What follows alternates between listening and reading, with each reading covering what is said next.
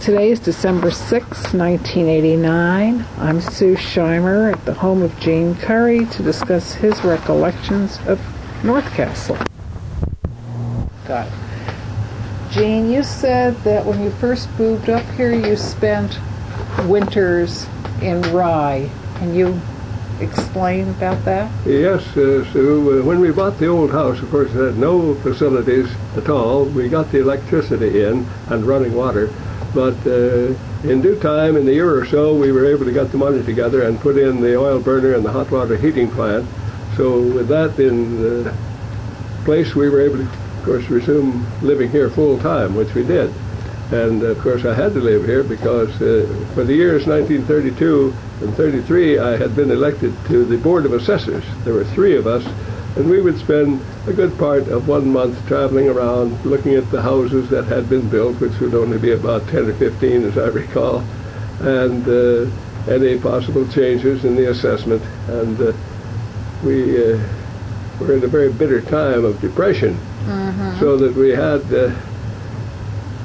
I led the other 2 who were fine gentlemen indeed, Mr. Robert Cowan in North White Plains and Norman Lander, that is Richard's grandfather. They were fine, experienced people who knew everybody and every piece of property by heart. So I persuaded them we should reduce the assessments by 10%. And that, of course, pleased everybody. I don't think it changed their taxes very much. But the representative of New York City Water Supply was so delighted to get 2% reduction in the dam, which about half of the Kensico Dam being in our town, and a very big taxpayer indeed they are, Kensico Lake. So he was so delighted and reported he'd been able to secure a reduction in the assessment on the dam, but we never bothered to tell him that everybody else got 10%. But then I must tell you, as of January 1st, 1934, the dramatic change in the town law. The justices of the peace, who had been members of the town board, remained on as justices. 2 of them, Jules Raven and George E. Meade.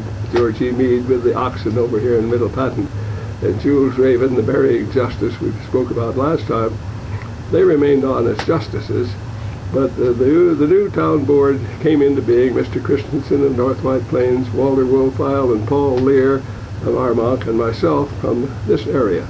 So we began under the new town law, and that's when we set up the official police department instead of constables. And there were other very dramatic changes. We got the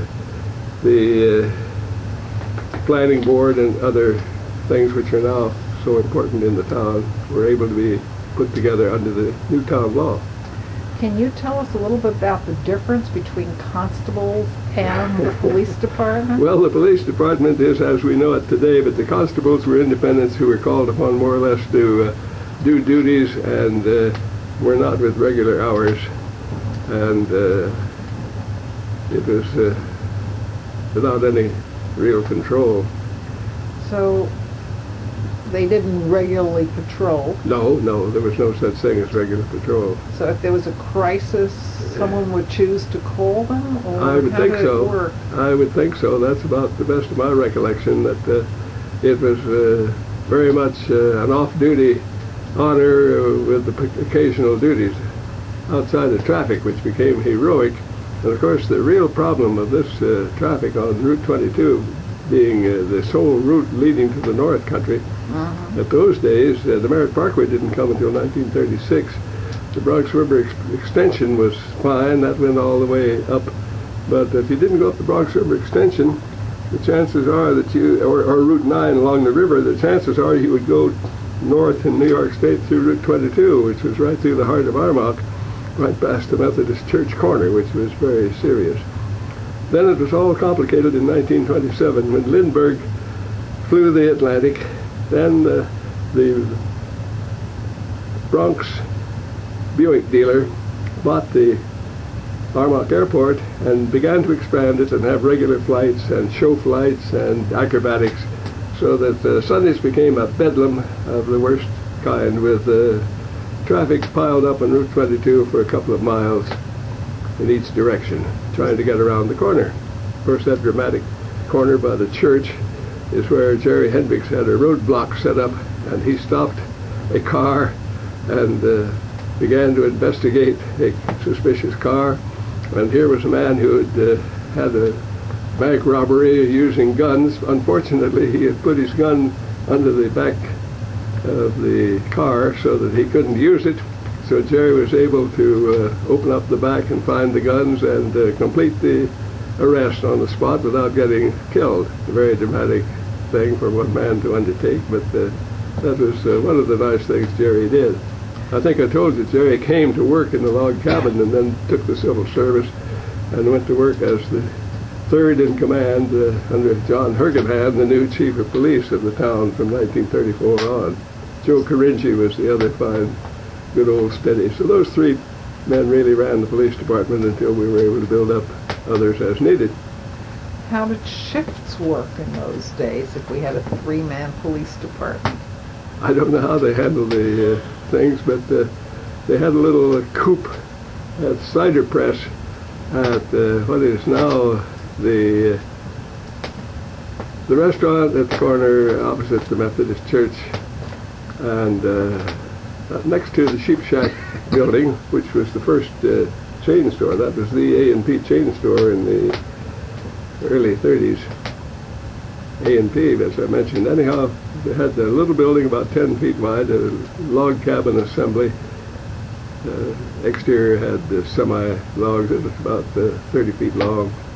And that's where they had police files, police telephone. Mr. Hendershot, Bill Hendershot, was the clerk. He would sit there answering the phone and directing the police when they would call in. They didn't have radio. We couldn't figure out how to get radio over these hills, even as late as 1940.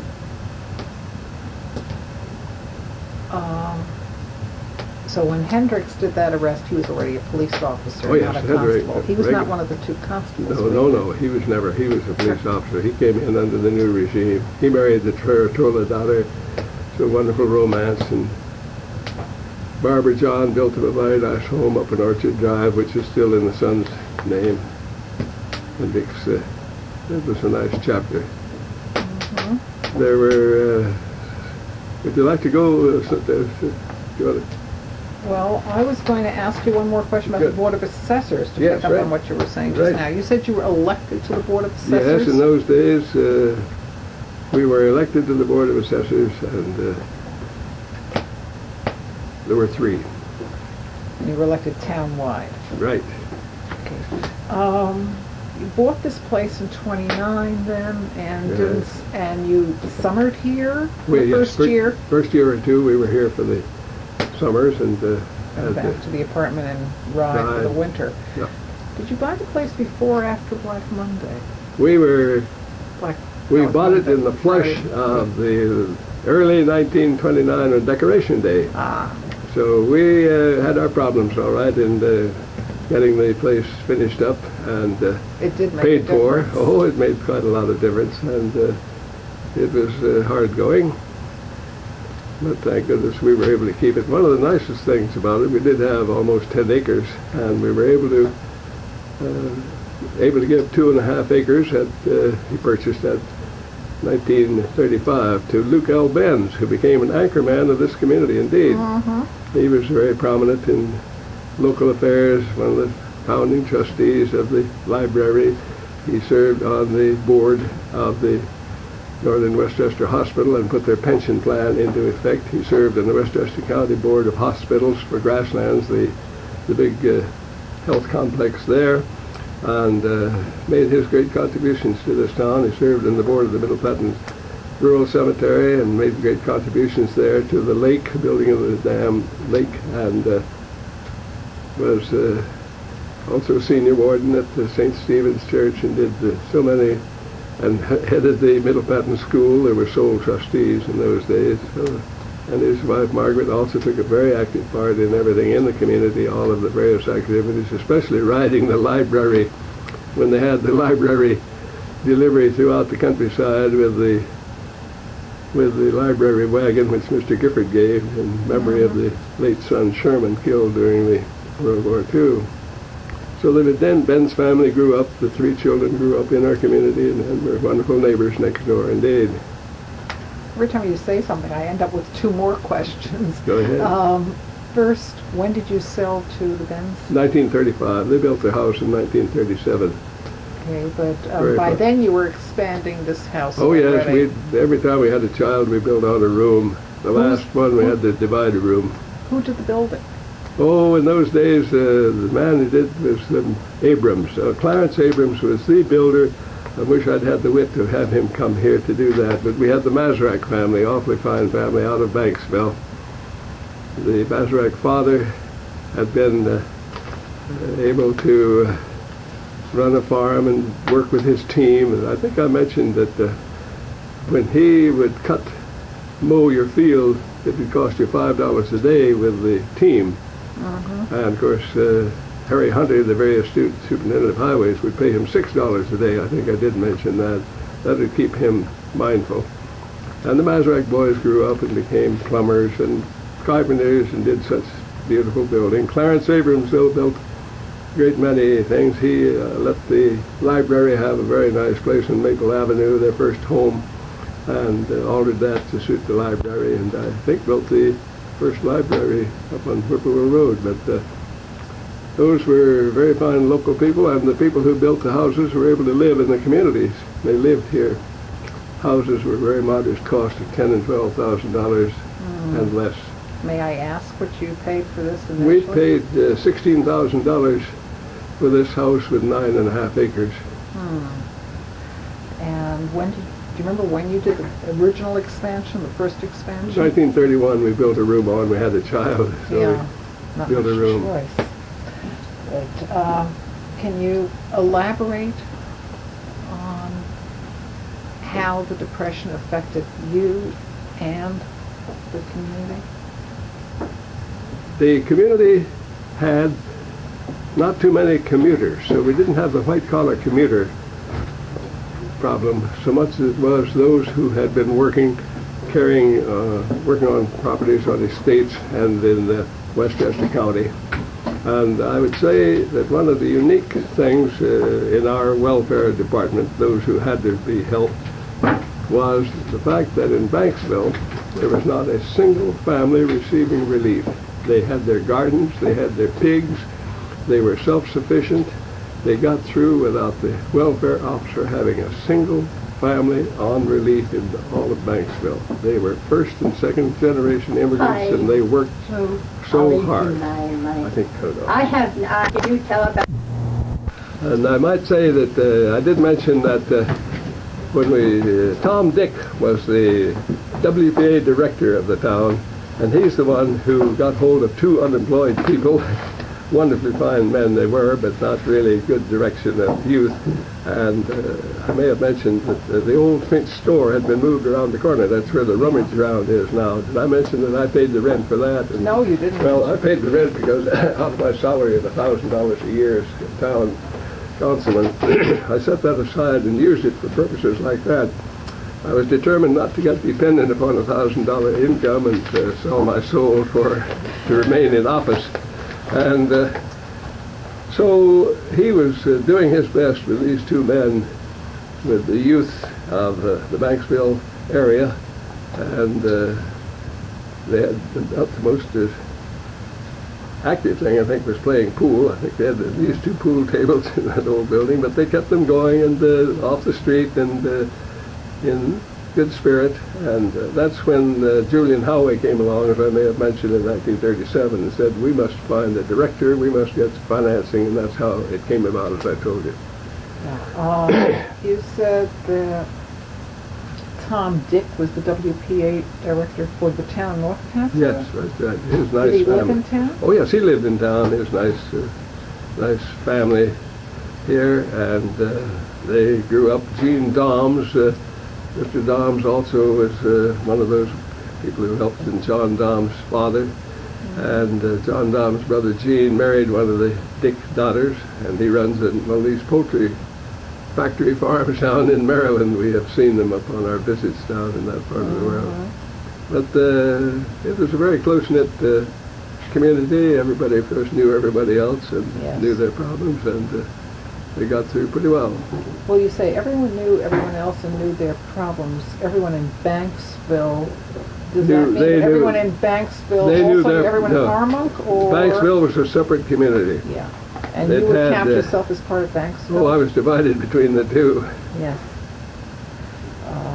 But people in Banksville knew each other, and people in Armonk knew each other. Oh, yes, everybody in Armonk, yep. Yes. You talked about where people got together in Banksville. You were just going back to that. Where did people get together who lived in Armonk? The town hall, which is where the great big frame building now, where the North Castle tailors are, and the famous the people who build the food service. The Brown Bag? Brown Bag. That whole building had downstairs big room for parties. Oh, they were at the front were the offices of the town clerk and supervisor, but the assessor, receiver of taxes. But the great big hall was dances and big parties, and the secret society had owned the building, and they had their meetings upstairs. I'll remember that it was one of these orders. In those days, orders were very strong as a topic of interest, such as the Elks and the many Odd Fellows and many others. But that was the gathering place and the place for all kinds of parties, Halloween and also election parties and dances. You went to some of these parties. Oh, of course. That was a great pleasure. Did other people from Banksville also go? Banksville was quite apart. They went. Yeah. They headed toward Greenwich more than they did toward Armonk. In those days, as I may have mentioned, they had no mail delivery out of Armonk, and they had a different rate. I mentioned that the other day. Yeah. So that it was really a small little hamlet. But people here would get their mail from Greenwich? Yes, we had Greenwich delivery. When you say we had Greenwich delivery, to the door? Or? Yes, it went right by the door into New York State. Now, I think I told you he did our shopping for us. We'd come in and have counseling. I was going to ask you, what did he bring for Marjorie from Greenwich? Anything he wanted out of the stores. Well, what kind of things would Marjorie want? Some groceries. Give a grocery order, and he would bring it up the next day. Yeah, but, well, not milk. Yes, whatever. No milk. We got that elsewhere. We got the milk. That's what I'm trying to get to. We got the milk from the estate across the way. That was a wonderful place. And you got your own eggs. Yes. Oh my, yes. And then. And your own vegetables. Oh yes, we had a good many vegetables indeed. And there was a wonderful dairy right down on Lake Avenue, and so we'd go down there and got milk too. So there was a lot of farming going on. There was one thing which I didn't mention the other day. There were a good many riding horses, and of course the trails were everywhere.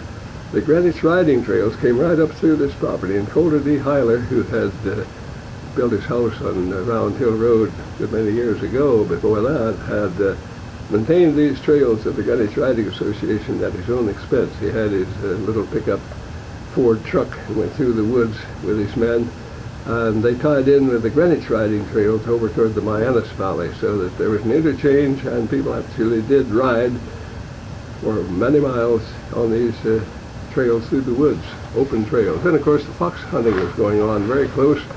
The master of the foxhounds was nearby, Mr. Wilshire, and he would go by here. I don't think I mentioned that, in his coach and 4 horses, and blowing the horn, the hunter blowing the horn, and riding ahead, the man in charge of the horn, the dogs, and the dogs running. And this was for sport.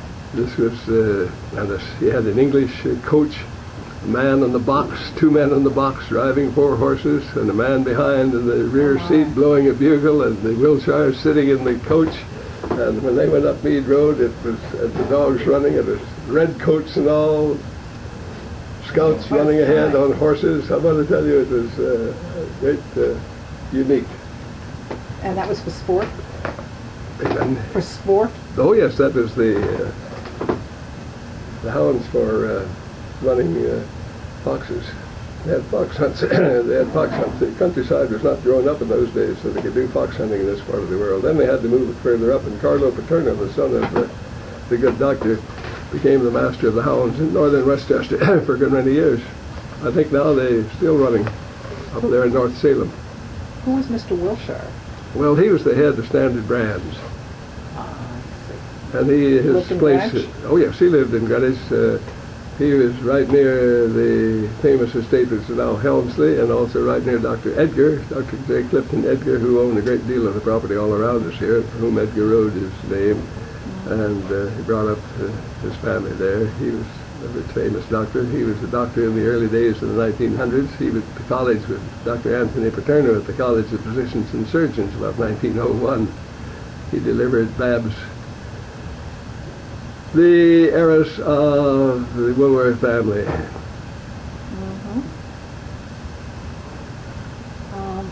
You mentioned something else before. You said they built the lake that's at the Middle Patton Cemetery. That Yes. lake was then man-made. Oh yes, that was man-made lake. Remember when? Oh yes, that was about 20 years ago, when they opened up that property, which is now called Gina and Troy Lane. The subdivider had 4 9/10 acres left, with a lot of wetland on it, which ran along the Middle Patton Road, and also ran along the Bedford-Banksville Road. And so I was offered that by a local real estate man for the cemetery. Did I ever tell you how we bought that property? No. Oh, right. It was there, and it was very logical. It's where, facing the road and running over to the cemetery.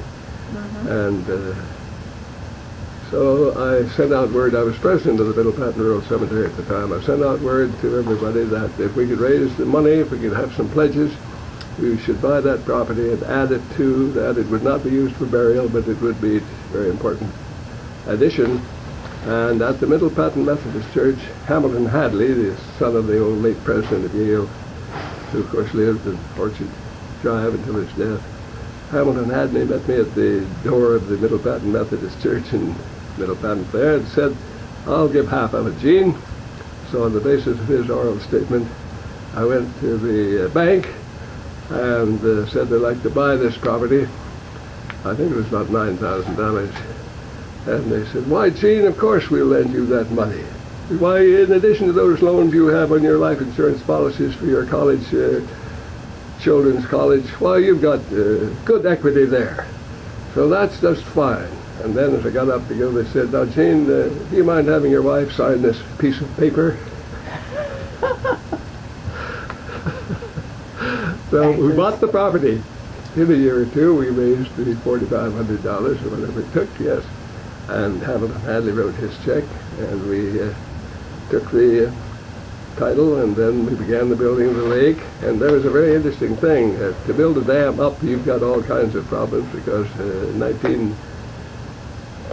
we did have a very, very serious storm, 1955, which swept away all previous condition of streams as to what could happen. So you had to have a dam that would withstand once in 100-year rains. And Ralph McDonald was the one who led us into digging down instead of building a dam up. So that's what we did. And with that, you had nothing, you didn't create any problem for people downstream. So we have a beautiful lake without a formal dam, an informal and rural big boulder exit, which is indeed quite appropriate. If you'd like me to tell a little more about Ralph McDonald, what an interesting person he was. By all means. He was the town engineer, and he was also the engineer for everybody who came along with properties. So that anybody who was developing property, like Dr. Paterno, would have him do the surveying and put up the steel fence all around his property. And in the Yale Farms, we had him doing the laying out and surveying the North Castle end of the property. And then he would act as the town engineer, and when you build a road through that property, he would be on the other side of the fence telling you what to do. And he was very strict about things, too. I know that in the Yale Farms, they built Day Road according to his direction, under his specifications for the contractor. And then when I applied to have it taken over as a town highway for maintenance, he said you could have another coat of oil on that road, so they had to do that. He knew the road very well, indeed, having built it, helping build it. So, but I must tell you more. Did I mention that when How long was he the town engineer? Oh, for decades and decades. Was he the town engineer when you were on the Board of Assessors? Oh, yes, yes, of course. And then he remained the town Yes, he was the young man. He came on about that time as the town engineer. And I must tell you more. Did I mention his aerial survey the other day that when we came to sell the Yale Farms property, in the first place, did they ever tell you how John W. Sterling came about to buy the Yale Farms? Go ahead. About We didn't 1912. really get into Yale Farms. Well, in about 1912, the Westchester and Boston Railroad was a rival to New Haven. It was going to run a rival line up through Danbury and headed toward Boston. And the plans were very specific. This part of the world actually bought properties. So John W. Sterling, a leading law firm, Sherman and Sterling in New York, was in on all of these things, very, very much so. So he went ahead and purchased a tract of about 1,400 acres or so in Pound Ridge, the old farmlands. He would have a scout go out and buy, not in his name to purchase, but to take title, if we would take title in his name. But he bought up that land, and 25 years later it was available and taken over by the county as the Pound Ridge Reservation, to which Eugene Meyer's brother added, I think, a gift of 300 or so acres. So that's the Pound Ridge Reservation, and that's why it was assembled. For a second, even though it's outside of North Castle, it was available. Did the county buy it, or did it? The county bought the Pound Ridge Reservation from the Sterling people early on in the days of the 20s. And they call it Ward Reservation now because Ward was the man who directed these great county highway, parkway, sewer, and recreation like playland. So John W. Sterling then bought land along that right-of-way in North Castle. This is now in the 20s. 1910, 1912, 1914, he bought that early. He bought that land and 1,400 acres. And about half of it, a little more than half, in Greenwich, from John Street, Riversville Road, both sides of Route 22, and as we know, the Yale Farms today, almost up to the high school. And then the right-of-way, he gave them the right-of-way right through the property along Old Bedford Road, and it came right up through the Green Valley of today, Creamer Road, cross Creamer Road, running up the Green Valley, and right up the Minas River through the Henker Farm, on up that way. So John W. Sterling gave them the right-of-way with 2 railroad stations to be built on that right-of-way in his land, so that he would have stops on this interurban electric line. And it began at Albans, White Plains, and came up near Rye Lake, and then came in at Bedford Road in Greenwich. Came into North Castle, as I mentioned, at Creamer Road, and it's Bedford Road, which is one off Riversville? Came up along what we call the Riversville Road today. Yeah. They call it Quaker Ridge Road in those days. So that he did that, and of course all those farmhouses were rented out, and he planted trees on Route 22, which you can still see, maple trees, alternating soft maple, which were to be cut out, and hard maple, Norway, which were to remain. He died in 1918, so that it was left then as open land, and John Stevenson, who is the superintendent, had one man left. They sold off all of the dairy cattle. They had huge dairy herds. Oh, he built roads, he built stone walls.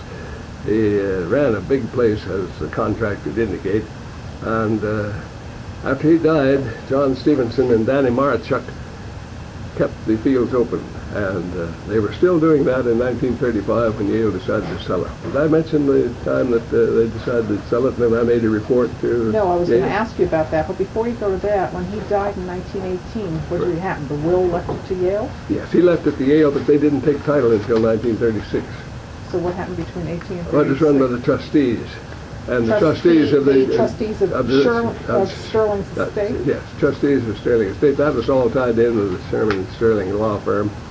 And since John W. Sterling had endowed heavily not only Yale, 2/3 of his fortune, but about 1/3 of his fortune went to the Osborne home in Rye for elderly women. And the superintendent of the Osborne home was running the what they called the Connecticut Farms, which we called, when I came along, we called it the Yale Farms, when Yale took title to it. And so that's how it was kept. And so it was run by the state, and nobody ever told him to stop. So he would keep on going. And when I came along, we found that nobody changed the rules. They had a 6-day week, and of course they took Saturday afternoon off unofficially, but they were just cutting the fields and keeping them open, thank goodness, because so it's usable. How many people were working it, do you recall? Beg pardon? How many people were working? 2. Just 2 people? 2 people around the 1,400 acres. All they had to do is to keep mowing those fields. That tractor behind an old Fortson, an old mowing machine, a sickle bar mowing machine with the tongue cut off and hooked on behind an old Fortson tractor. John ran the tractor and Danny sat on the mowing machine and raised and lowered the long sickle bar blade. So it didn't produce anything? No, but you know that I showed you the other day the contract which he drew of employment, and there are 2 or 3 things of great interest which indicates the employment of those days. And if I could skip through some of this. Sure. All right. Now this is on file in the Historic Society in the big book about Yale Farms, great big folder. And this engages John Stevenson from the year 1918 for 1 year. And also they took an option on for another year at the same salary, willy-nilly. And this is, of course, as written by John W. Sterling. And here's the indication: take care of the dairy work. To be zealous in weeding out lazy, inefficient, and shirking laborers, and keeping only the best for the services required. In seeing that the day laborers work the full number of 10 hours for which they are hired, excluding the time spent in coming to and going to their place of work, and especially in seeing that the drivers shall work their full number of hours, excluding any time spent in harnessing up their teams and in going to and from the place of work assigned for the day. To see that everyone having charge of a horse or team is never without a whip, and also that every horse or team shall go at a trot, except when drawing a load or when the weather is too hot or sultry. Now, the interesting thing about those horses, a great many of those horses weren't John W. Sterling's horses. They were horses of the Con Edison Company, which in the summer needed to haul big drays of coal for coal plant. They were up supposedly resting their feet in the countryside. He was the dominant factor in the old Consolidated Gas Company, and in fact, even after his death from 1918 to 1936, the Con Gas directors met in Sherman and Sterling offices. That's where they had met under John W. Sterling's domination. So he had a good many Consolidated Gas horses up there doing all this nice work at a trot. So he had day laborers in addition to the 2. Oh my, he had 15 to 20 more boarders. And John Stevens was his supply.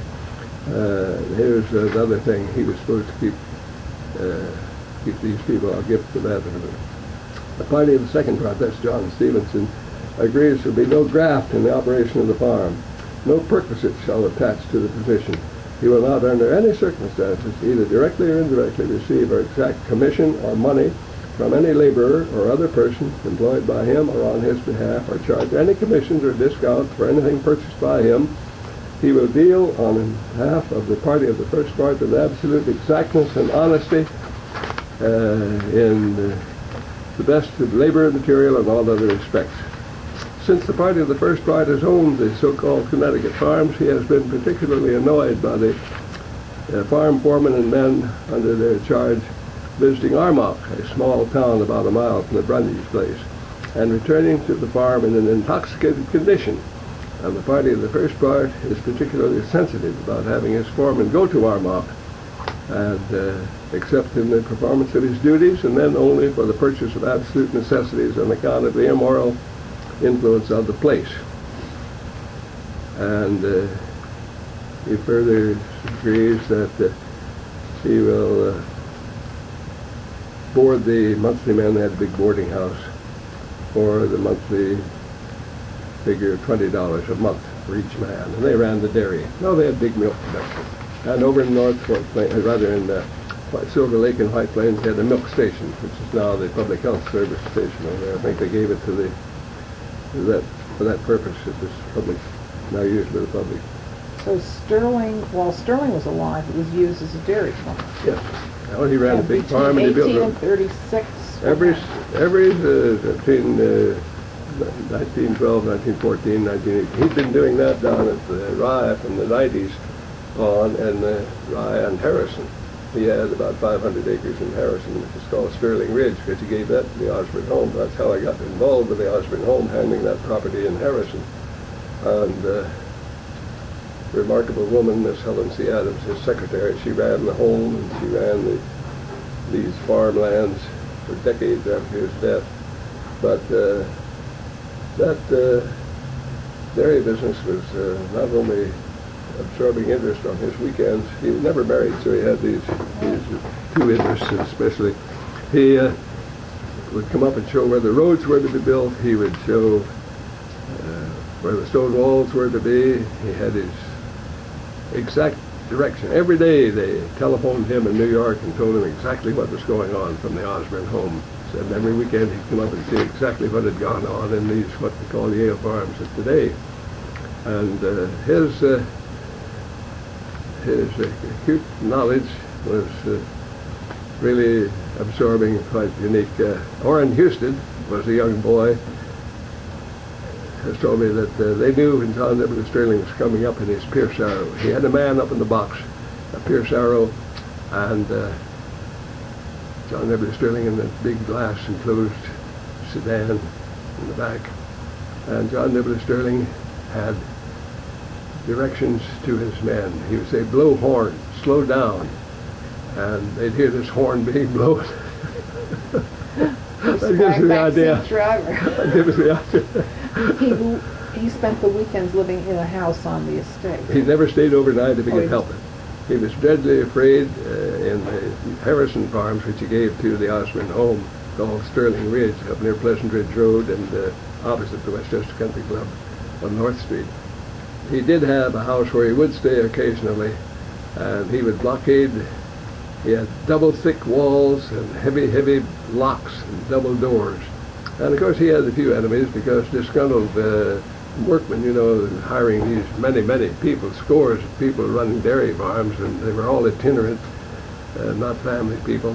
And he had one or two barns burned down, so he rebuilt them of stone where they burned the barn. And General McRoberts, who had a big estate just beyond the Paterno estate on Route 22 called Soundview today, he told me that John W. Sterling would hardly ever stay in the country. He couldn't get him to stay up here. He would always go back to New York.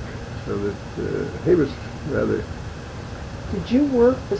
No, you wouldn't have worked for Sterling. No, he died in 1918. Right. I began to work on the Sterling lands in Harrison called Sterling Ridge, owned by the Osborne home. They asked me to take over all their properties and their mortgages, and I became the treasurer and the director. Then I became the director of the home and got very much interested in the care of the aging, and that's where I spent my life, in that very field at the time when the whole concept of aging became one of activities, and new directions, 2 White House conferences in which I took part in 1961 and 71, state offices for the aging and state associations. So that then they came in 1935. Yale said, well, trustees want us to take the title, so we'd like to have a report. And Miss Adams, the one I mentioned, who was running the Osborne home, said that I was doing well with their properties, so I made this report, which I'm turning in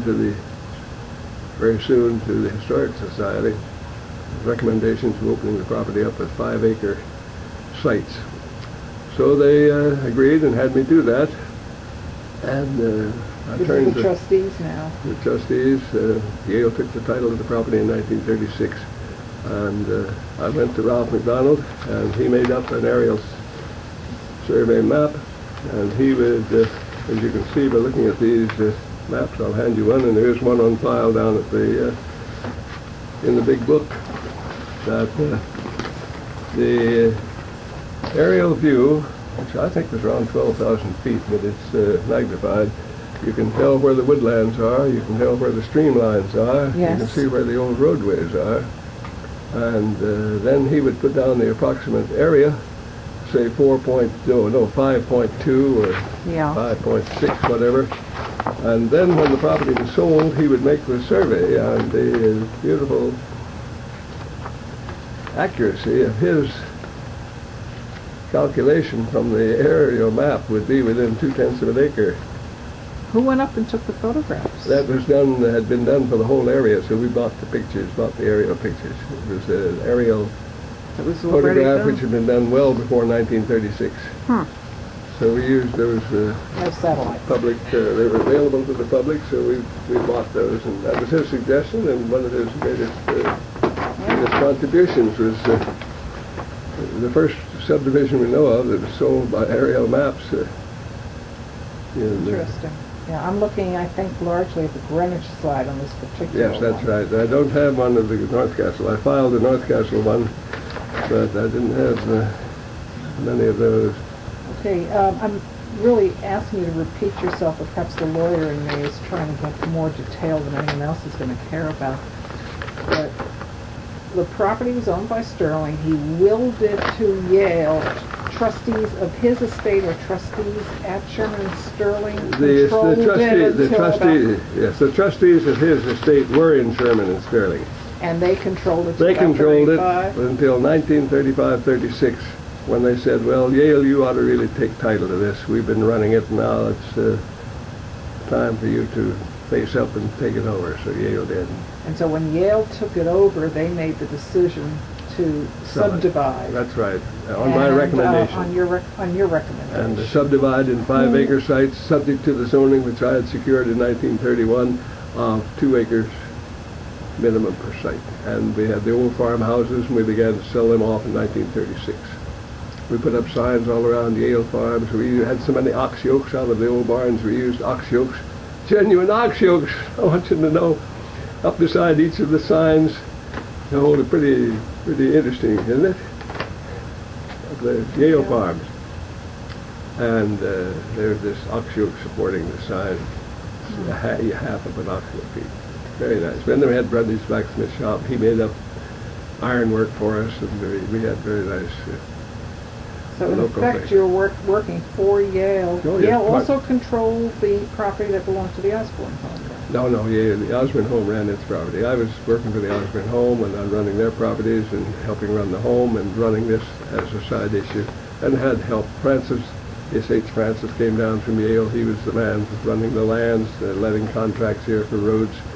And we had assistants as a broker came in, John McKnight, so that I was directing it and in charge, but I would spend part of the time only in the Yale farms, but I was responsible for it. The roads I'm looking at on this Connecticut map were roads that were put in, by and large, after... John W. Sterling built most of the roads which were used.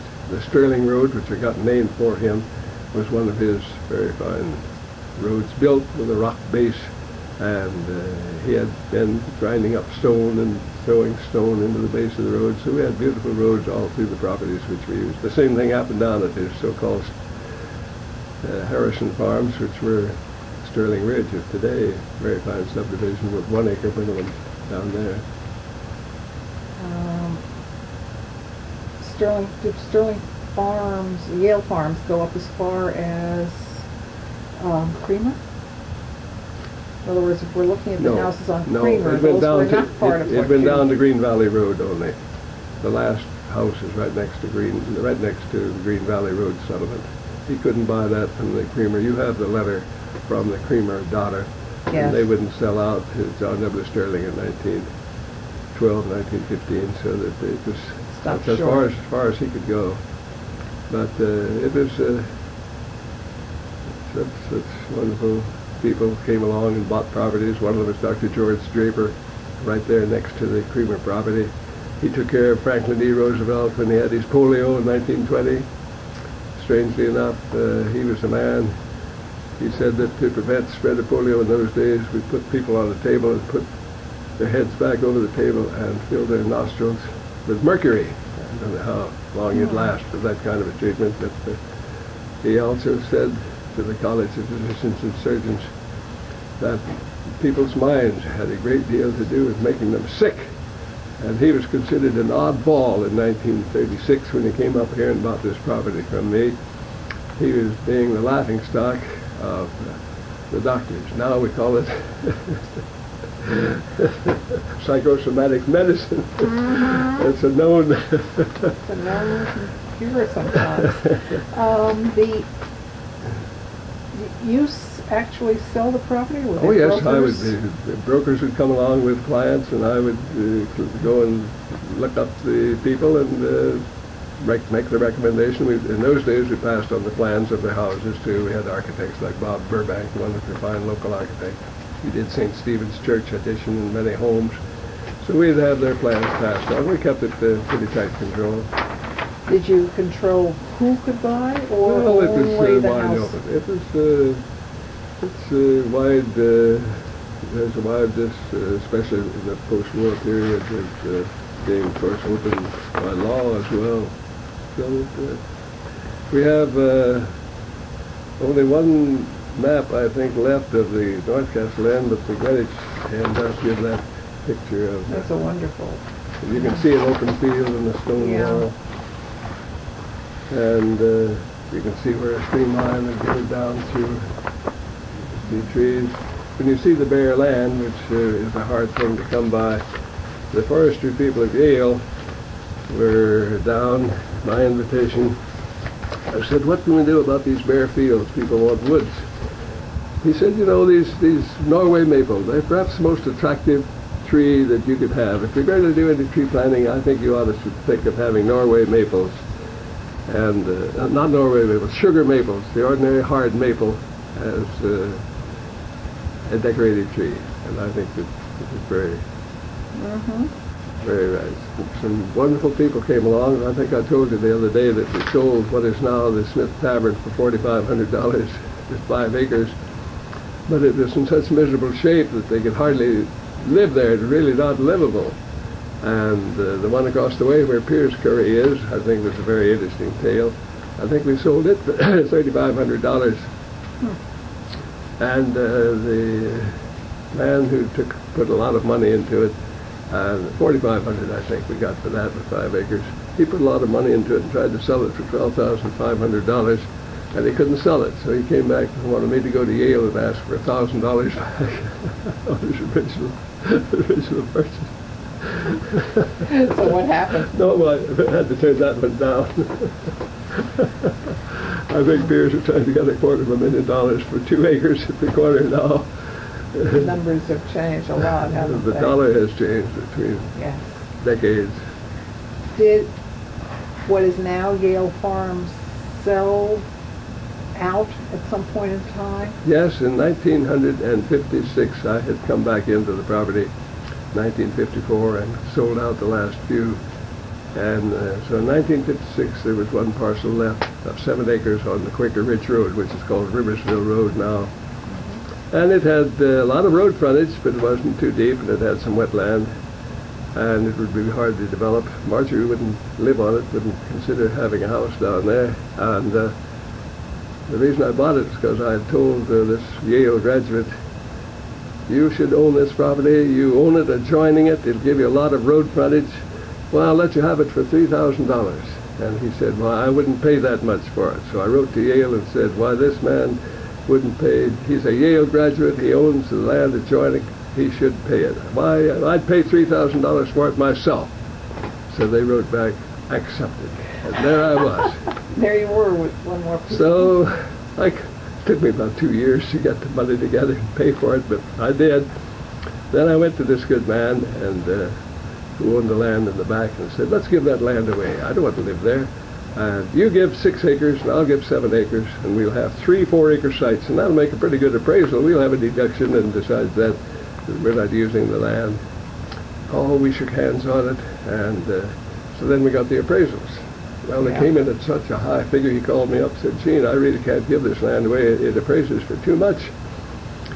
So one was $75 and one was $85,000 for my 7 acres, and the same, of course, for his, because when you put them in one piece, they've got pretty much the same appraisal. So I said, well, I'm going ahead and get mine anyhow. So at that moment, Mrs. Milliken got into the picture. Phoebe Milliken, oh, delightful. She's the daughter-in-law of the old founder of the Milliken fabric people, and she lives right next door. She got together. Next she got her door mother. to She lives Riversville on. Road. Yeah, she's on Old Bedford Road. She's on Bedford Road.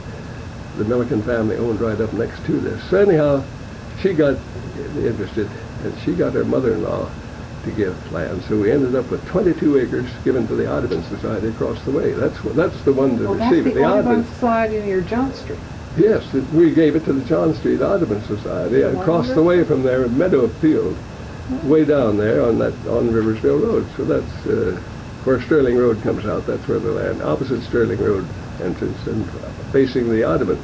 So we ended up with a beautiful 22-acre gift to the Audubon Society. Everybody happy. It didn't cost anybody anything. You all got tax carryovers. a lot of good for everybody. Including the rest of us who got to enjoy the land. Well, the land's there permanently. Yeah. So that's how we ended up the Yale Farms. It began in 36 and ended up in 56. And I You must did not work there continuously because no, you were at the during the war part of it. I went off to the Navy in 42, and I came back into that in 54. I must tell you one thing, which is You came incredible. back. Well, you didn't stay in the Navy till 54. No, I came back in late 45, but I didn't go back into the Yale Farms until 54, several years later. But anyway, I must tell you one part. What is now called Barnard Road, that whole thing of limestone and all the rest of it. In 1938, I said to Yale, all around us, people are not paying their taxes. At the rate we're selling land, at the prices we're able to get, I don't think we can get back the cost of building roads in 135 acres there. So let's not pay the taxes on it. So they didn't pay the taxes on it. So after the war, I didn't go back to the Yale Farms management for several years, and Francis carried it on, and Yale didn't want to put any more money in it. So you turn that off. Nothing, and they didn't do anything. So Groves came along. George Groves came along under the direction of Harry Hunter and bought the tax liens and foreclosed them and got that land for nothing, 135 acres. And they built the Barnard Road, the Limestone Road, and all the rest, and they made out well with it because they were pursuing it and pressing, got 1 acre zoning, and Yale, I don't believe Yale could have really done well, so I think that they'd have put so much money in the roadways and the back taxes that I think probably was from Yale's point of view the right thing to do. But from George Groves' point of view, He did all right. He was able to do well. Did you turn it back on? Yeah, I put it back on as you walked in.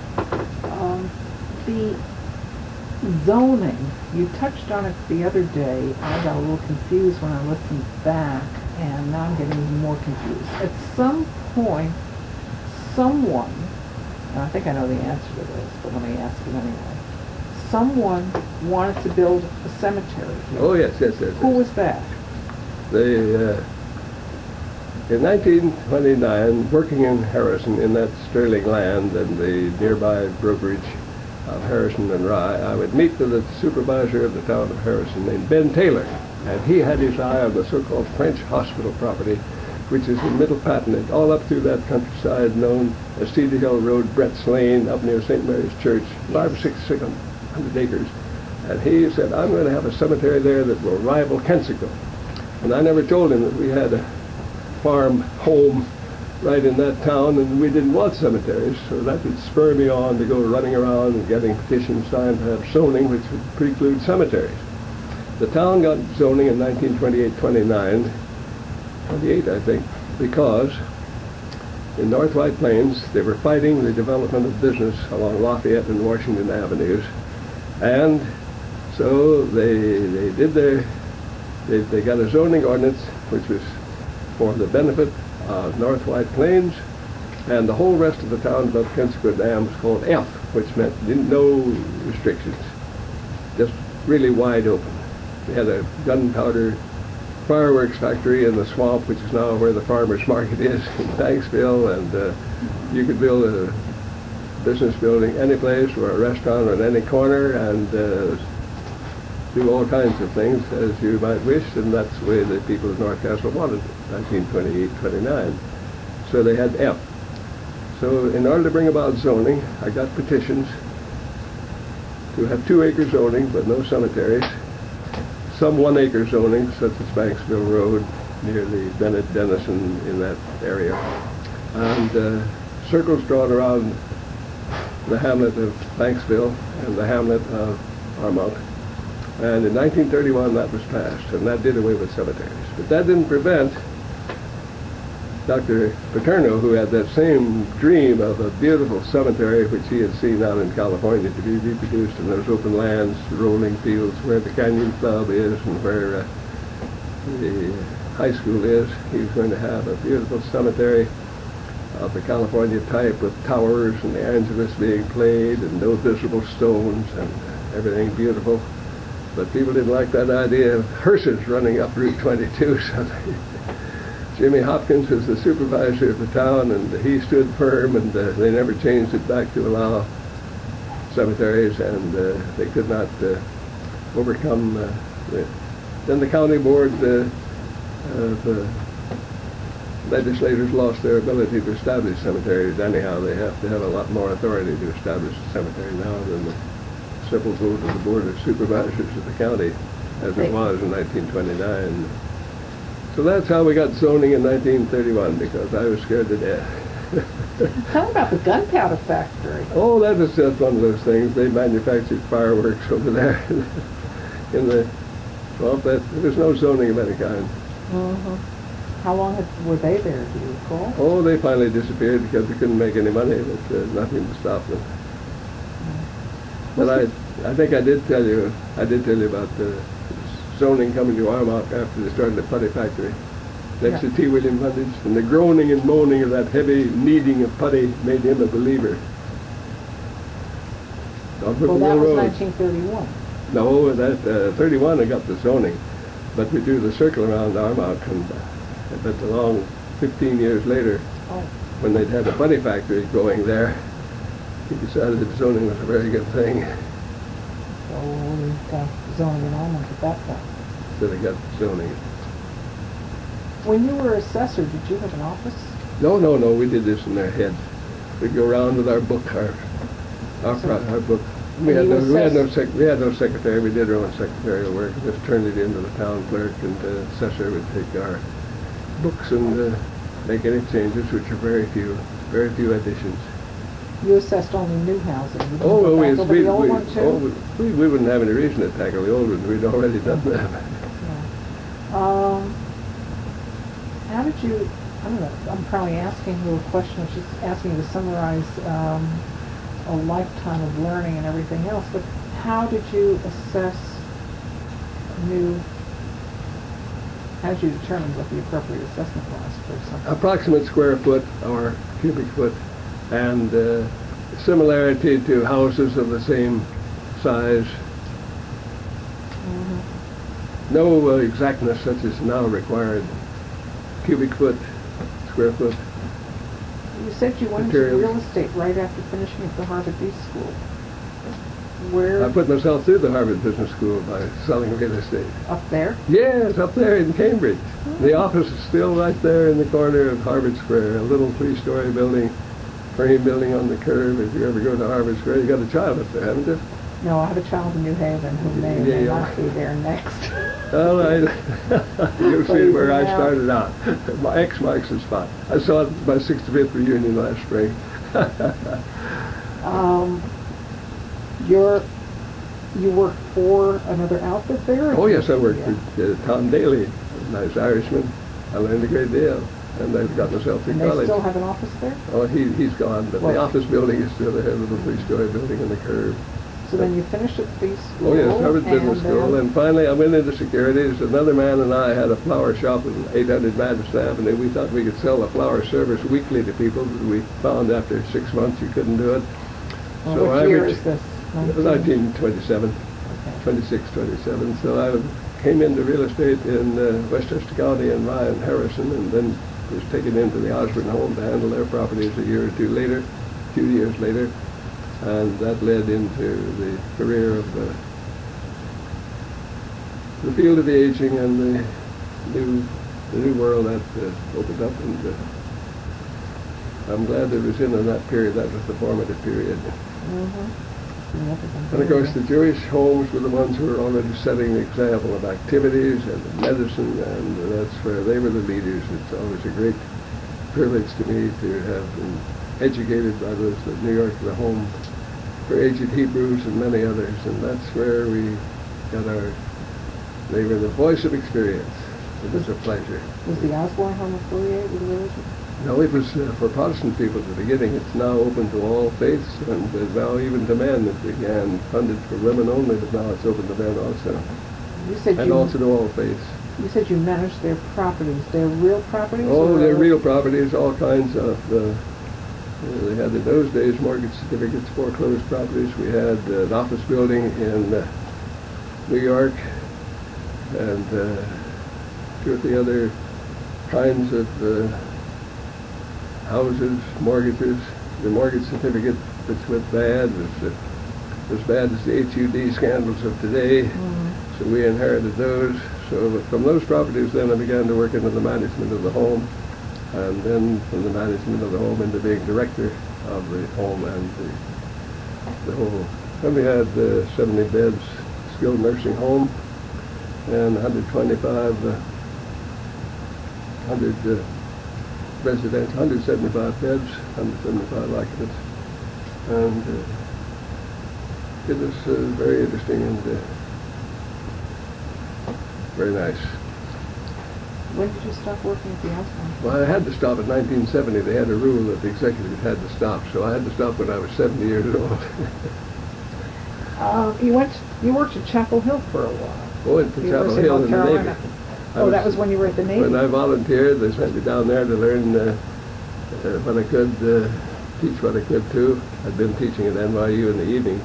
Did that for 43 years, but I'd been teaching for about 15 years at NYU. So I became a teacher, and then I went up to Washington and found a girl from Armonk, who was did I tell you that the other day? Oh, I found a girl from Armonk who was there in the office of the young Navy officer who made commitments and assignments. And I said, I wish you'd send me out to the Pacific. We've sent hundreds of these young pilots out there, and I'd like to go out and see what they're up to. So in about a month or two, I got orders to go to the West Coast for further assignments. So Marjorie and I started out, and she went as far as San Francisco with me. I got sent to Hawaii. I got sent out to, finally ended up in the Kwajalein Atoll as the second in command of a naval base on Kwajalein Atoll, as I mentioned, and lasted through the war there. I ever tell you about the atomic bomb? Went over to Guam, got off the car, mentioned train. that. I thought you thought it was a good thing, yes. I thought it was quite good. Did your family continue to live in Kansas? There are people on where my father was brought into the covered wagon in 1869. His family is still living on that old homestead. Where in Kansas? In eastern Kansas, near Winchester.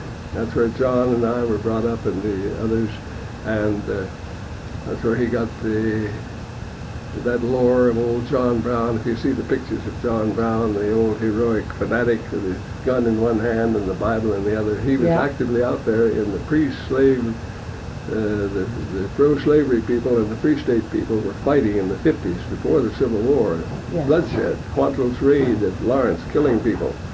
They were the pro-slavery people. And John Brown, I think I told you, my father took us to Osawatomie and showed us where John Brown called pro-slavery people from Missouri who'd settled and shot them dead at the doorway and so on. It was bitter. So he was a real fanatic. So John's murals, my brother John was asked to paint murals at the state capitol, and he has his famous John Brown picture there of the outspread arms and the fanatic face and the blue and the gray soldiers at his feet. It's a stirring mural. he was influenced by those Kansas scenes. He and Thomas Hart Benton for Missouri and Grant Wood of Iowa were the original painters, as you read about. So he stayed there. And he was the artist, the first of the artists in residence, and that was at the University of Wisconsin. And he wasn't invited to the University of Wisconsin by the art department. He was invited there by the dean of the College of Agriculture, who had heard that in Denmark these month-long intensive courses brought in drama, poetry, and music. Said, why don't we do that? So Dean Christensen, a good Dane descent, you know, those people of Wisconsin came out of often Northern Europe, Scandinavian. So Dean Christensen got on the train and went to see Grant Wood in Iowa. And Grant said, no, I can't do it. I'm too tied in here with Iowa. Why don't you go over and see John Curry? He's over there in Westport, Connecticut. He's longing to get back into this Kansas scene. So he called on John, and John came out. I think he received $4,000 a year, and they built a studio for him.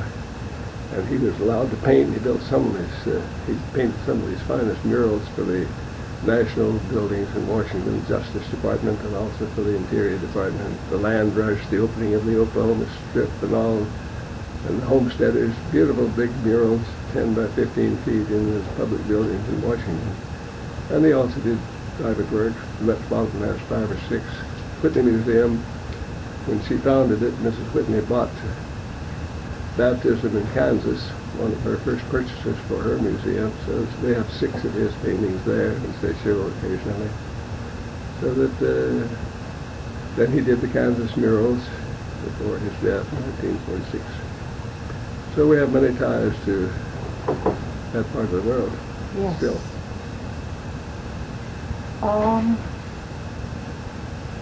I keep coming back to things that I wondered about when I was listening to the tape, and I know you have more, but did you take vacations when you lived here? Go back to Kansas sometimes? Oh, every year I go back to Kansas. There's where my grandmother was left with 8 children. Her husband died of Civil War wounds 20 years to the week after he had been wounded in Vicksburg in 1863, and left her with 8 children, ages from 7 weeks to 15 years, and they all got through. That was my mother's side, and that was a privilege to go back and have a memorial service on that old farm each year, and then we go to the Kansas farm and have our Kansas Curry reunion. So that then Marjorie and I began to take vacations freely when we were living here in North Castle. I was no longer a town official, and we've traveled over the world, Uganda to see one son, Meg and Don, in not only in Korea, but before that in Japan and in Burma. And we went to find Marjorie's family over in Syria, which is where they established a medical missionary post, 1860s. So we traveled a good bit while we were traveling. I must tell you one North Castle bit, though, that made me free to go into the Navy. In 1941, having served for 8 years in the town board, I ran for the town of supervisor, for the office of supervisor. And I was opposed bitterly by the highway department because they figured I was very close on wages. And I was opposed, especially because I wouldn't tell them what we had in mind, but I had told the town board in a written letter, we must do something about wages. In 1941, they have increased cost of living, inflation, and also competition of wages. So I quoted the Consumer Price Index, which was new to everybody in those days, and we were going to make a percentage increase based on the Consumer Price Index so as to keep them fairly in line. But I would not tell that to anybody. I wouldn't give anybody's statement, we are going to raise your wages in accordance with the costs after the election. So naturally the highway department were against me because they didn't know that we had any such thoughts.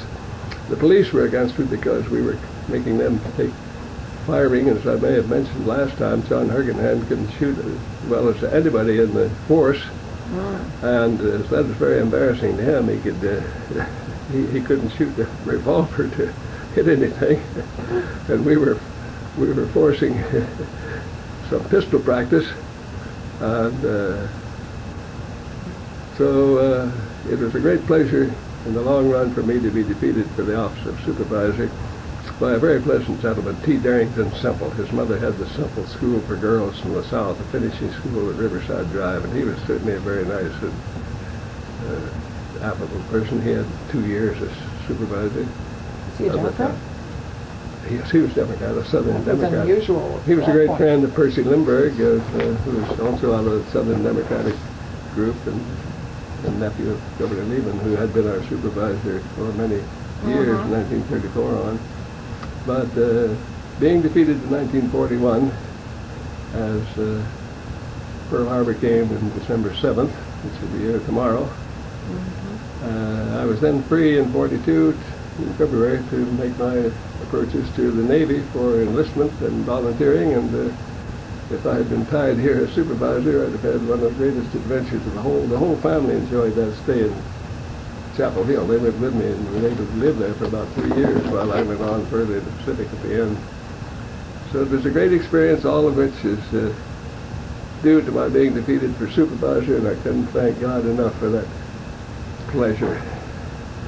Worked out so well. What do your children do now? You've told me about Meg and Sol. Meg and Don, they were nominated and now confirmed and are busy as can be as ambassador in Korea. The second daughter is married to Dr. James Harrison, who's a very fine vascular surgeon in Williamsport, Pennsylvania. He's deep in the whole thing of pollution, air pollution, and what to be done. He's leading the Medical Society of Pennsylvania and trying to do things about that. And his wife, our daughter Janet, has been on the school board, vice president, for 14 or 16 years.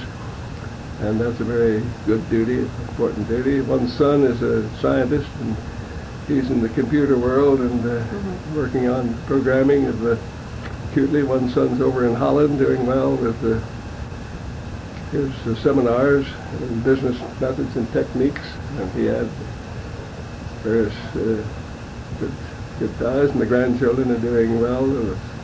Several of them out of college now, so they've spread far and wide, and they're doing well. Going back to 1929 and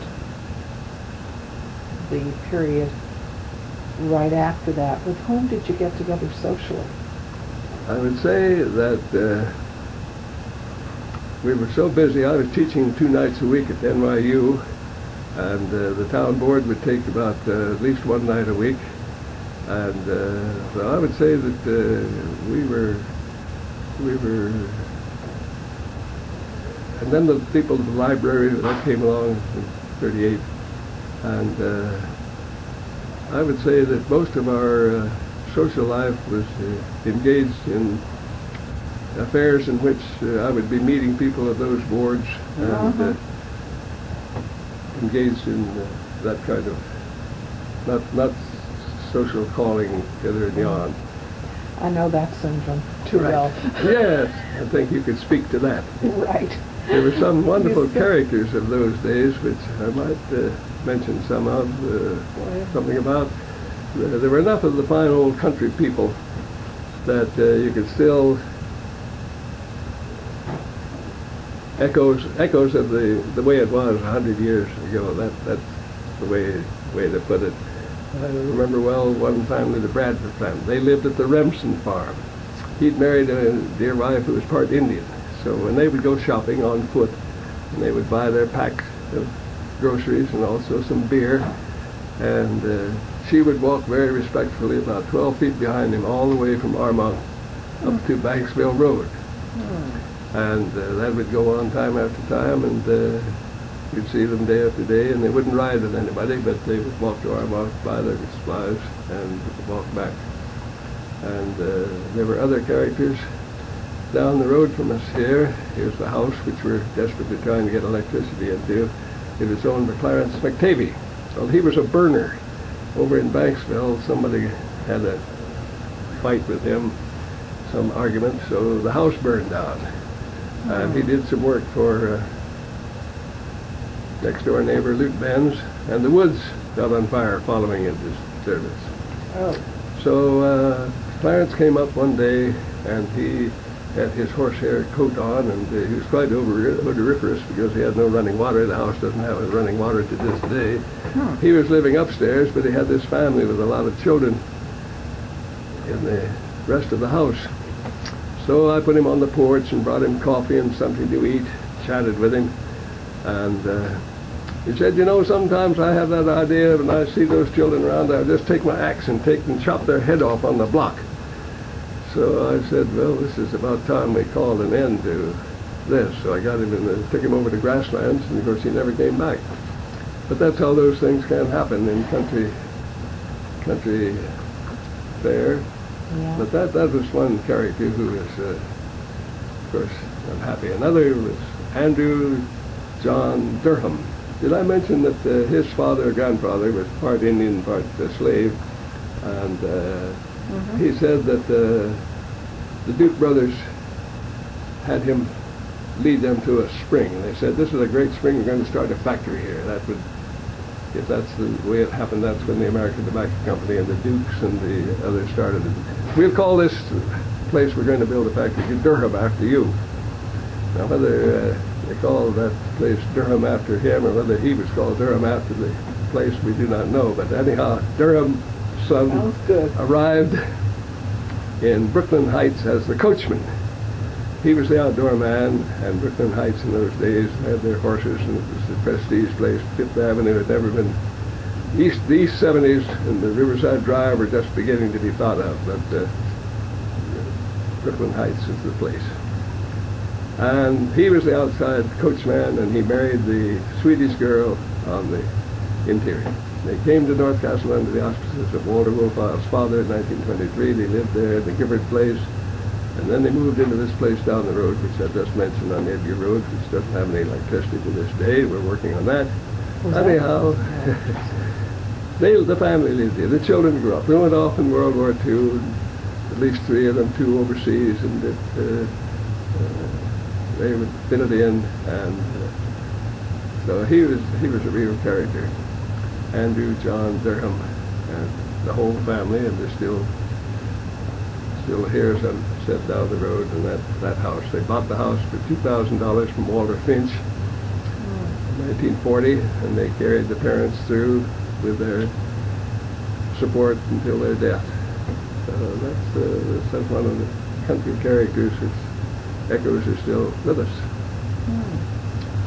You converted the barn at some point. Oh yes, 1940 we had a permit, made a little apartment there, and that's been a great joy to us. Almost continuously it's been held by teachers, sculptors. Whitby people have had several teachers up there. Today we have a man who's on leave at the moment from the rare books room of the public library, John Mathey, down at 42nd Street, and his wife is actively teaching at the Riverdale Country School of Music. She's a violin teacher. Who did the work on the conversion? The Mazureks again? I think it was the Mazureks, yes, especially the plumbing. They're still doing the work, the plumbing, the Mazurek family, for everybody around. You told us the other day about putting oil on the road. Yes, that was to keep down the dust. That was done by Ali C., the superintendent of highways. Did he do all the roads in one season? No, he would do a few each time. But he built on that stone base, which I mentioned, out of the feldspar. He got the feldspar and surfaced the old gravel roads and made it possible to build the present-day roads, which are very good. And they prided themselves in keeping the roads clear. And now we have such beautiful equipment. In those early days of art, 50 years ago, it was pitiful. We didn't have enough power, had to do hand shoveling, didn't have the money to buy the big machines we now have, but now it's just, even had to do the sanding by hand, throwing it out the back of a truck. Think of that.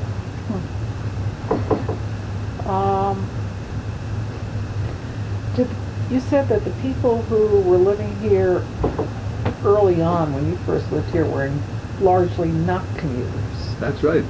I don't think there were 1 or 2 commuters. By commuters, we mean into New York City, Into right? New York City, right. Oh, I think but that came along. you commuted for a while. Oh, yes, I could commute. When did you commute? Oh, I would commute. I would commute out of Rye or out of North White Plains. So you started commuting right away? Yes. I would But you were teaching at NYU at that point? I would go in 2 nights a week, and I would be in the New York office for at least 2 or 3 days a week, and at the New York office of? Osborne Home. Oh, I didn't realize that. So that then it began, and in that period, I'll just tell you one time, very much a contrast of figures, what the dollar will do and shouldn't do. As we were winding up the Yale Farms in the 50s, John Hill, who was the head of the air reduction company, lived at number 6 Maxville Road. And I was trying to get him to buy the whole corner of vacant land, and some of it is wetland. And I met him at a party, and Jack, I said, I've been talking with you about that 13 acres next to you. Don't you think it's about time he did something? He said, I'll give you $3,000. I said, sold. So then we each were at the party, and I thought he'd be having maybe a drink or two too much, and he thought I might have had a drink or two too much. So the next day I called him up and said, do you remember? He said, I wanted to make sure you remember that. Yes, I'll buy that for $3,000. And that's where the synagogue is. That's where 2 houses are today. Yeah. Oh. How's that?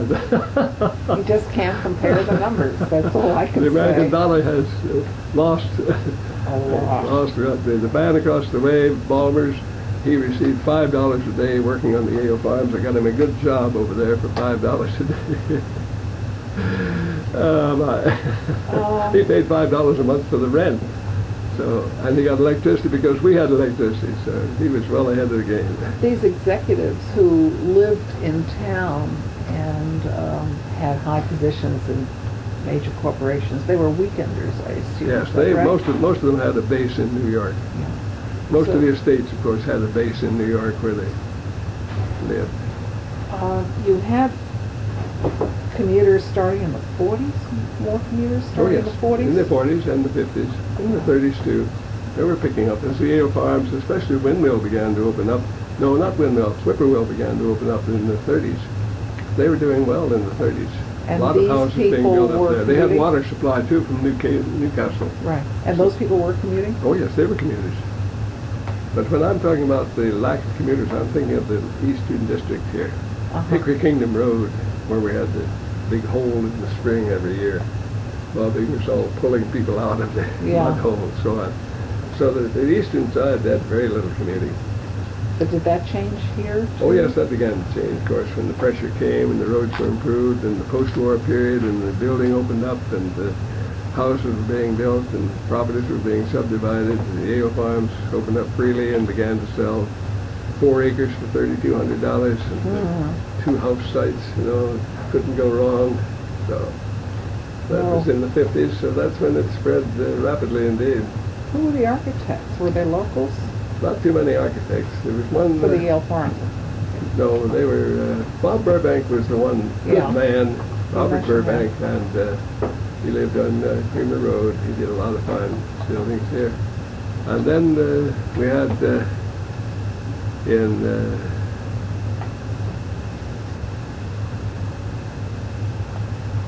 I'll better cut it down. Beautifully. I was going to ask you about the founding of the Lions Club. Well, I wasn't here. I was in the Rye Lions Club until I moved up here in the 70s. Oh. I knew all I didn't those realize people. that. Bill Kaufman could tell you a lot about it. Bill Hoffman's one of the people who helped found it. You're going to the Lions 50th anniversary thing? I haven't even seen anything. Or if I have, I've been forgetful. $50 person. It's the 16th at the Canyon Club. If you'd like to go, make sure you get an invitation. I think we've got a problem for the 16th. 16th, Saturday night, Canyon Club. Saturday night, yeah. I'm pretty sure we have a problem. Thank you. Sorry. $100 a head. No, I think they're a double barrel problem. That was. But where did the teachers of the Middle Patton School live? Well, I got one rental of $100 a month, in the Faithful House, and I don't think it could have been $100 a month. That sounds like a lot. Probably about 25. In other words, I'm sure it was about 25. They were boarders, basically? No, they rented a house. Oh, they rented a house. They rented a house, a little house in the road, and they would live. Everybody could find places to live in those days. But not as boarders, so they had their own little cottages. Yes, most of them were married. Oh, I didn't realize that. I thought you One nice was, little Marie teacher's Roberts. requirement. Marie Lewis Roberts wasn't married, and there was one who was married and one who got married, but they were all young people. They found their places. When they were married, what did their husbands do? Do you recall? Well, the one I was thinking about was married. He was the teacher. Oh, he was the teacher. Oh, we'd always had a man teacher and a woman teacher, two teachers. So it worked out well. Always a man and a woman if you could. Anyway, you had all kinds of notes, and if you want to start on them or do it another day, what's your preference? Well, I think that we ought to get some fresh topics. I've pretty well exhausted my topics, I think, anyhow. I can't think of much more I could tell you. Well, you had lots of notes. Let me, okay. Some of the wonderful estate people were here. The Seibert, as I recall the name, he went over to London, advertised in the London Times for a butler. And Mr. Girling Sr. answered the ad, came over here, inspected it, went back, got his wife, came over, brought up the Girling family with the other families, and on the estate, and that then became the Erman estate later. But the whole Girling family we know are wonderfully well. Kitty married Beavis, and John Girling established his own firm. Brother Bob got in the Army and used his Bill of Rights, educational Bill of Rights, to become a lawyer. He's a millionaire now, owning shopping centers. And one sister is Constant, married to Francis Train, owner of the Roundsville store, worth millions of dollars over there in real estate. And so McGee family, McGee estate next to that became the Erman estate, and where the Girlings brought up.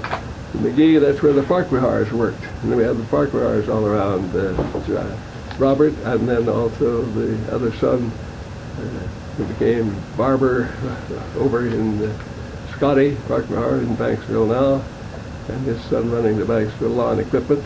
And there were other fine families who got their start right here on the estates.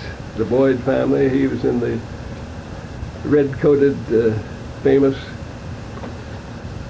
Canadian Mounted Police, and he was the equerry running the horses for the Agnew estate. And many other families could give you wonderful stories of their early days of coming to North Castle and becoming part. I think I mentioned Art Henry, who became the head of the school board and very active, and he had been the head of the Wendigo farm before that here of the Conyers farm. This is off the subject of what you're talking about, but it struck me. Where did you get your haircut? In Armonk or in Banksville or in Rye? Haircuts in those days, I used to go to Barber John, who is the in Armonk. Armonk, and he could tell you all of the lore.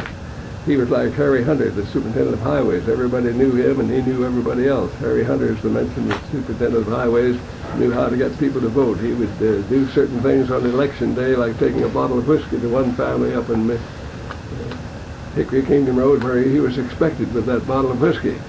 And of course, during the year, he would be seeing everybody and finding out what was wrong and trying to get it fixed. As superintendent of highways, he was in the position to know everybody. He was the political leader, the political boss. And so they kept things well in hand. I guess so. Was he the official leader? Or oh yes, he was the chairman of the Republican Committee. And of course working hand in glove on a first name basis with all of the town officials. I must say that Percy Lindbergh, who did come in a fine way in 1934, got along well with everybody in the town. He was a good supervisor, although he was only the Democrat on the town board. Everybody worked in full harmony indeed. When Semple was the supervisor, was he the only Democrat also? Or? I don't know. There may have been one or two. Well, I was out of town in those years, so that I didn't know. He was supervisor 2 years. Then Jimmy Hopkins, who had been on the town board, became supervisor and went on in 1954 to become the county executive. He did well. Jimmy Caruso then came on after that. Anyway, I interrupted you. You were going to look. There was anything else you wanted to cover. Well, I think that's about all I've got in my... I think we did cover a good bit about Grandmother Bennett. Did I tell you about how she would sell things in Portchester? Food products? And did I tell you that she once, as a little girl, in her carriage going to Portchester with her mother, they met the leather man, clanking along with his leather suit and his pans hanging from his shoulder. It made such a clanking noise they had to lead the horses past him. That was the only person I ever knew who really saw the leather man, and he made his regular course. He did exist, and he came to the door of many places, as we will have heard. And Grandma Bennett did a lot of contract work, and for the store, which is up in the corner of Sniffen Road, and that's where the coaches began. When you see this stagecoach sign to Kensico, that is where they began. At Sniffen and 22? Yeah, that's the famous store up there. And Sniffen and 22? Yep, there was where the famous store, and he would give out work. What store was there? That was the store, and for Herbert Finch, I think it was. It's on the poster for the coaches. They stopped there, they stopped at Smith's Tavern, and then they went on down to the train, Kensico, that which is now Valhalla. But anyway, she would take home shirts in parts and sew them on that machine, which is now owned by the Historic Society. It has a long arm extending out, an early model of sewing machines, and she would do that contract work at home. And others, of course, took out pieces of shoes and put the shoes together in the homes. We have a worn place in a hole in one of our hallways, rooms, in fact, one of the, where the pounding had made the indention in the indented the floor. So they did a lot of home industry, such as I've mentioned. Were they still doing that when you were living here? Not when I came. Not when I came, but Mother Bennett, Grandmother Bennett, was still remembering and talking about those things. That's what she did before we came 60 years ago. That had all ended. Do you know when? I don't know, but that was more than 60 years ago because it hadn't been going on when we were here. The Hiram Finch store did that kind of thing.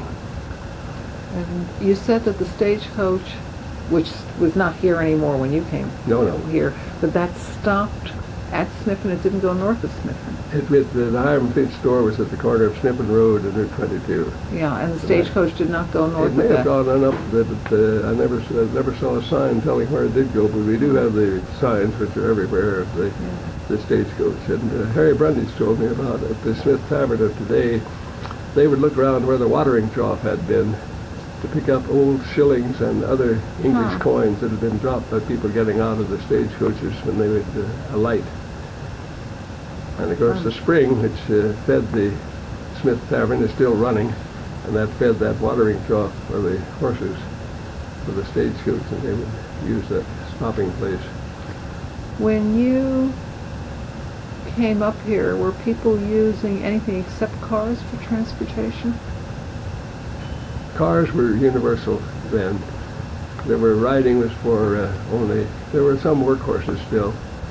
But for transportation, it was cars. Transportation was cars, yeah.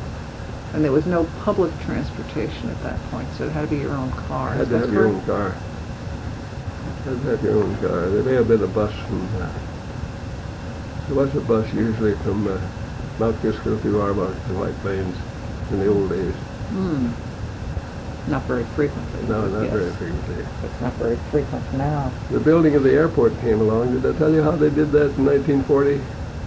No. They pushed a lot of it into North Castle. Did I mention that?